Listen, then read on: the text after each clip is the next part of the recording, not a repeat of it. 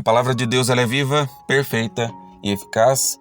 Hoje o registro bíblico é a continuação dos estudos da carta de Paulo. Hoje vamos estudar, continuando o vídeo de ontem, a segunda carta de Paulo aos Tessalonicenses, já engrenando o contexto. Tá no primeiro vídeo a respeito da primeira carta, então já vou direto entrando para a gente adiantar. O comecinho da carta, não passou muito tempo do envio da primeira carta, Timóteo escreve novamente sobre a igreja. Aqui nós vamos ter uma clareza maior e um pouquinho mais profunda de como era essa igreja, tá? Timóteo trouxe boas notícias a respeito da primeira carta, mas aqui, por exemplo, já entrando no capítulo 3, eu vou chegar lá, mas é o que eu falei no primeiro vídeo. Às vezes, Paulo ele deixa entender o que estava acontecendo, mas ele não explicita, ele não coloca as claras para a gente como era a igreja de fato. A gente tem uma noção a partir da segunda. Corinto, Tessalônica são igrejas que são igrejas especiais, cada um à sua maneira, mas se tem duas cartas, eu acredito, e alguns estudiosos acreditam que Corinto recebeu 3 cartas, então, mas infelizmente acabou a terceira, acho que se perdendo, mas você já vê da diferença da primeira para a segunda carta aqui também, tá? Inclusive no capítulo 3 é uma das poucas exortações contra comportamentos errados do povo tessalonicense. Então, capítulo 1, ele continua com Paulo e Silas e Timóteo escreve novamente a respeito de lá. Ele dá graças do capítulo 1, do verso 3 ao 5, ele dá graças pelo amor, pela fé, por continuar firme, e mesmo com toda a tribulação, a igreja continuava crescendo, justamente por causa dos judeus que não criam em Jesus. E ele continuava visitando as igrejas, e que mesmo com todas as provações, provocações, perseguições, ele falou que isso faz parte da busca por Deus, do entregar o evangelho às pessoas, e que não devemos provocar, devemos buscar a santidade, mas que isso, se vier, não rejeitar, aceitar e orar a Deus e ser grato, porque se você está sendo perseguido pelo nome de Deus, pelo nome de Cristo, buscando a palavra, você deveria ser grato, igual Paulo e Silas cantaram na cadeia, tá? Então eu acho que nós devemos dar graças pelo reto juízo. Ele fala aqui do capítulo 1, do 6 ao 10, que muitos ficam desesperados, não buscam a Deus e que não devemos olhar para o sucesso do ímpio, que isso é passageiro, eles são como palha, né? Tá quem buscam como palha no Salmo 1, que o sucesso do ímpio tá no verso 4, eu acho, Salmo 1, verso 4, que o ímpio é como palha, o vento vai levar, e que nós devemos nos preparar para o julgamento de Deus, que é a vingança de Deus, que nós não devemos nos vingar, não devemos buscar o juízo do ímpio com as nossas próprias mãos. Ele é justo para buscar isso, ou seja, aqui ele já está deixando claro que continuava a perseguição e que, pelo que eu estou entendendo, ele não chegou a retornar a Tessalônica. Muitos dos lugares que Paulo passou foi a primeira e única vez. Colossenses, inclusive, é uma igreja que Epáfras estava cuidando. Vou gravar um vídeo sobre a igreja dos Colossenses, mas ele nunca foi lá. Ele escreveu a carta aos Tessalonicenses, escreveu, se eu não me engano, Filemão também, toda a cadeia, porque ele estava preso já. E tudo isso é para a obra de Deus. Então, no comecinho, ele fala sobre isso e que Deus fará clara distinção do joio e do trigo, né? Como Jesus falava, separar o justo do injusto, tá? Para dar graças, orar uns pelos outros. Paulo continua orando fervorosamente pela glorificação desses santos e que essas tribulações, apesar de difíceis, elas vão ajudar no galardão que nós vamos ter no céu, no caso dos crentes de Tessalonicenses. Capítulo 2 da segunda carta de Paulo aos Tessalonicenses, segunda carta de Paulo aos Tessalonicenses, difícil falar. Ele fala que aqui, vamos lá, o que eu estava falando? Paulo corrige alguns erros acerca da vinda de Jesus que estavam perturbando os irmãos. Ou seja, aqui começa algumas coisas que Timóteo deve ter falado, explicando algumas situações a respeito da vinda de Jesus. No capítulo 2, nos versos 1 ao 6, eles ficam preocupados porque alguns ensinamentos disseram que Jesus já veio, já havia voltado. É engraçado, né? Eu falei no primeiro vídeo que a primeira carta de Paulo aos Tessalonicenses que elas foram escritas entre o ano 40 e 50 depois de Cristo. Ou seja, não havia muito tempo que Cristo tinha morrido, né? Então, o que acontece? O milagre de Cristo havia acontecido. Então, o que acontece? Eles estavam preocupados. A igreja de Tessalônica foi esquecida e eles não deveriam se enganar com isso, porque a vinda de Cristo seria algo tão surreal, tão rápida, como num piscar de olhos mesmo, que eles não deveriam se enganar, tomar cuidado. E Paulo já admoestou. Tá vendo que eu falei no primeiro vídeo? Ele aconselhou o quê?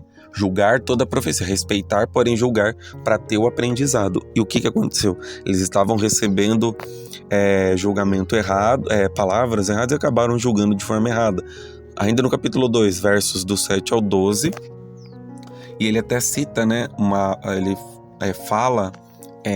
dizeres segundo a eficácia de Satanás, com todo o poder e sinais e prodígios da mentira e com todo engano de justiça. Ou seja, eles ainda vão ouvir muitas mentiras, muitas falsas doutrinas, muitas falsas profecias. Eles devem vigiar e orar, porque Deus vai revelar tudo, vai botar a luz e vai destruir isso com facilidade. Então, se isso não aconteceu, até serve para nós, a morte agora do Papa, fica a tomar cuidado com vídeos. Nós temos que tomar muito cuidado, nós crentes, cristãos, protestantes, temos que tomar muito cuidado com notícias que são veiculadas a respeito de cada papa que morre, volta de novo as profecias antigas e tudo. Tomar muito cuidado, porque até em Apocalipse está dizendo que quando a coisa começar a ficar complicada, é aí que haverão realmente os sinais da vinda de Cristo, mas ainda não chegará.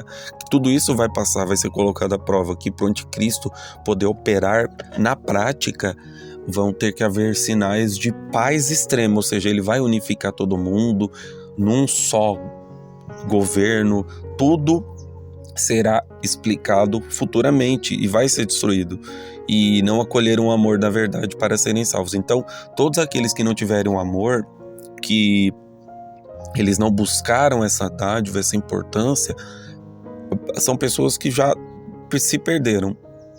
Então não são filhos realmente da perdição. Então tomar cuidado, aqui ele admoesta muito serviço para nós também.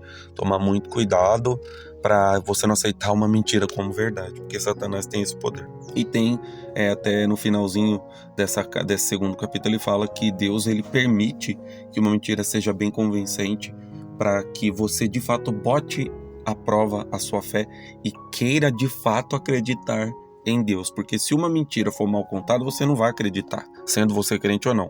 Mas se você crer que uma mentira é verdade, nós temos que vigiar, porque isso é possível. Satanás tem esse poder. Ele um dia foi um anjo de luz, mas ele não perdeu o poder dele e ele ainda joga de forma injusta, tá? Ele fala que, de fato, primeira e na segunda carta, ele fala que Deus, de fato, escolheu essa igreja, que eles são amados pelo Senhor desde o princípio. Então, ele percebe que essa salvação, essa santificação do Espírito e fé na verdade, ele fala até dos capítulos, no capítulo 2, nos versos 13 e 14, então ele já deixa claro que essa igreja de Tessalonicenses, ela é escolhida por Deus, preparada e fundamentada com fé. Mas é necessário que nós conheçamos a verdade para a gente poder praticar. A gente não vai usar o evangelho à toa, a gente vai ter que ter... E a Bíblia, no caso, a palavra de Deus, ela é uma ferramenta poderosíssima, mas tem que saber usar, como uma chave de fenda, uma chave Phillips, uma chave Torque, enfim, não sei quem acompanha o canal se conhece, mas são ferramentas para poder fazer manutenção, tá? E nós temos como escolhido deveres. No verso 15 ele fala, nós temos deveres, praticar as tradições que nos foram ensinadas, e que nós devemos vigiar. No caso, no verso 15 do capítulo 2 dessa carta, Paulo fala que todas as tradições que foram ensinadas, ele não está dizendo o religiosismo, no caso dos estudiosos, dos líderes, dos fariseus da época de Jesus. Aqui ele está dizendo essas doutrinas que são passadas, né? No caso, no finalzinho da carta, no capítulo 5 da primeira carta aos Tessalonicenses, Paulo dá várias doutrinas: não apagar o espírito, julgar toda a profecia, porém respeitar os líderes. Então tudo isso são doutrinas, tradições. Por quê? Provavelmente alguns tessalonicenses não estavam respeitando. Então essas regras são importantes. Principalmente Gálatas também tem muita doutrina, muita regra. Então basicamente são regras, são tradições, certo? E no finalzinho, capítulo 2, versos 16 e 17, orar pela firmeza dos escolhidos e eterna consolação e boa esperança, tá? Finalzinho, capítulo 3, para a gente fechar essa microsérie de 2 videozinhos a respeito das cartas de Paulo aos Tessalonicenses, 2 vídeos para explicar, e legal que eles se juntam para poder dar uma explicação mais clara. Quando tem 2 cartas, eu até brinco, né? Corinto é uma igreja especial, mas é uma igreja que é repreendida severamente e são cartas longas, são acho que 25 capítulos ou mais as 2 cartas, e deve ter tido mais capítulos ainda nessa possível 3ª carta. Aqui Tessalonicenses é uma igreja modelo, mas é uma igreja que, por ser modelo, ela tem uma cobrança maior de Paulo. Então ele reforça essa questão da oração. Então no capítulo 3 do 1 ao 5, ajuda de oração para escapar do juízo, em favor do trabalho, né, que Paulo e Silas estavam fazendo, e Timóteo também pede oração contra os homens perversos, ou seja, agora pede oração para que os homens perversos que rejeitam a fé não impeçam que ela progrida, tá? Mesmo alguns desprezando o evangelho, o Senhor se mantém fiel. Então Deus, ele é único e ele é perfeito, e a promessa dele nunca se apaga. Então ele ora para que os crentes de Tessalônica se mantenham firmes. Todo irmão que anda aqui, esse é o ponto-chave. Inclusive essa é a palavra que eu vou deixar no finalzinho da carta, da 2ª carta. Se você olhar no capítulo 3, ele deixa a passagem que eu vou ler agora para vocês, é justamente oração. Ele reforça a questão da oração, que só através dessa comunicação direta com Deus é que a igreja vai se fortalecer para continuar forte nesses desafios, nesses intempéries de toda a obra missionária, de toda a obra de Deus. E ele deixa aqui, ó, a partir do verso 6, 2ª carta de Paulo aos Tessalonicenses, capítulo 3, advertência contra a ociosidade, dos versos 6 até o 15. Então, essa passagem eu vou ler e vou explicar rapidinho, tá? Irmãos, em nome do nosso Senhor Jesus Cristo, ordenamos que se afastem de todo irmão que vive desregradamente, não conforme o ensino que vocês receberam de nós, pois vocês mesmos sabem como devem seguir o nosso exemplo, porque não vivemos desregradamente quando estivemos entre vocês, nem comemos coisa alguma à custa de ninguém. Ao contrário, trabalhamos arduamente com fadiga, dia e noite, para não sermos pesados a nenhum de vocês, não porque não tivéssemos tal direito, mas para que nos tornássemos um modelo a ser imitado por vocês. Quando ainda estávamos com vocês, ordenamos: se alguém não quiser trabalhar, também não coma, pois ouvimos que alguns de vocês estão vivendo desregradamente. Não trabalham, mas se intrometem na vida alheia. A tais pessoas ordenamos e exortamos no nosso Senhor Jesus Cristo que trabalhem tranquilamente e comam o seu próprio pão. Quanto a vocês, irmãos, nunca se cansem de fazer o bem. Fiquem de olho em quem desobedecer as instruções escritas nesta carta e não se associem com ele, para que se sinta envergonhado. Contudo, não o considerem inimigo, mas chamem a atenção dele como irmão. Então, o que ele está dizendo aqui? Tem pessoas fazendo o que não pode, tem pessoas que sabem muito bem que o que fazem é errado, estão querendo viver da obra, mas não tem um trabalho na obra. Então assim, quer pregar a palavra, quer receber, né?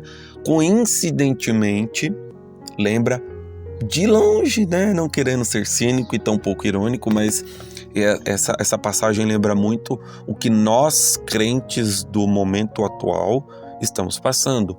Que pessoas cobram fortunas de dinheiro, dinheiros caros, altíssimos valores, para poder levar a palavra de Deus a todos os cantos. A Bíblia diz, tem um salmo que fala, eu não sei se é um salmo ou se é uma passagem de algum evangelho, que diz que é para pregar toda a palavra a toda criatura. Ide e pregai o evangelho a toda criatura. Está em Coríntios também, ai de mim se não pregar o evangelho. Então o que nós temos que ter em mente? Não é uma crítica. Paulo está dizendo, e eu vou reforçar na palavra dele, não é uma crítica, tá? Que fique bem claro, não é o papel do canal, mas que não é que vocês não possam, Paulo fala, não é que vocês não possam viver da obra, é que eu e Silas não quisemos para que vocês olhem como é fazer a obra e de uma forma a nos imitar. Me imite, Paulo fala também, me imite como eu sou imitador de Cristo, tá? Então que fique claro, se você cobra um alto valor, torna o valor que você está cobrando um impedimento para seguir com a obra, então você tem que tomar cuidado. Isso é obra maligna. Aqui ele está dizendo, não se associem com esse tipo de comportamento, mas ele fala que não é para tornar o irmão inimigo, tá? Então são obras, dentro da carta, ele deixa claro todo tipo de doutrina, e ele ainda é enfático. Vocês sabem muito bem o que tem que fazer. Eu já estive aí, o nosso corpo serviu de prova do evangelho. Então, eu acho que o momento que a gente está vivendo é um momento parecido com a igreja de Tessalônica.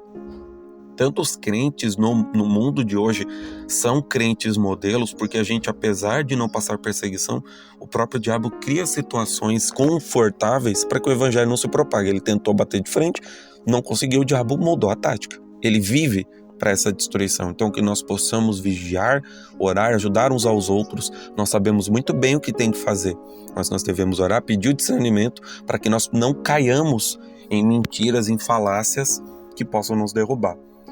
Deus abençoe a todos. Muito obrigado por acompanhar o canal até aqui.